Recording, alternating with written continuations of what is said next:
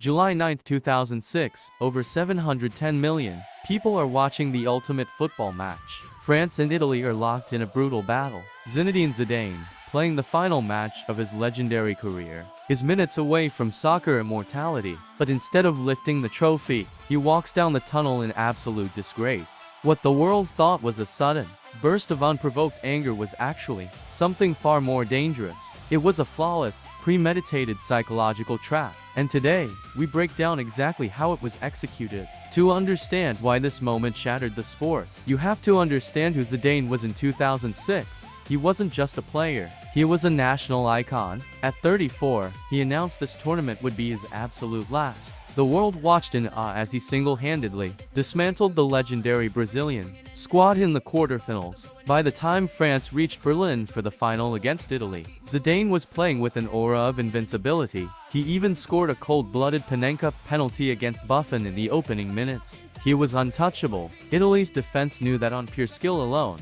they could not stop him. They needed an alternative strategy. Enter Marco Materazzi, a towering, uncompromising defender known as much for his mental warfare as his physical tackles. Italy's staff knew Zidane possessed a hidden flaw, an explosive, protective temperament rooted in his upbringing. Throughout extra time, Materazzi didn't just mark Zidane physically, he stalked him mentally. A tug of the shirt here, a subtle elbow there. But the real weapon was verbal. Materazzi began employing a technique known as ego provocation, repetitively whispering deeply offensive, highly specific insults into Zidane's blind spot. According to lip readers and later confessions, Zidane calmly told Materazzi he could have the jersey after the game, a classic display of dominance. But Materazzi was ready. He fired back with a devastatingly personal insult aimed at Zidane's sister. In that fraction of a second, the elite athlete vanished. The primitive brain took over. Zidane stopped, turned, and struck Materazzi squarely in the chest.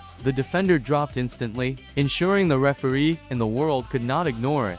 The trap had sprung flawlessly. The red card was inevitable. Without their captain, a demoralized France succumbed in the penalty shootout. Italy lifted the World Cup. Materazzi's dark gamble won his country the ultimate prize, while Zidane's final step on a football pitch was defined by violence. Decades later, this moment still sparks fierce debate. Was Materazzi's tactic acceptable elite sportsmanship, or did it cross a line that corrupted the beautiful game? Let me know your thoughts in the comments, and hit subscribe for more deep dives into the hidden mechanics of football history.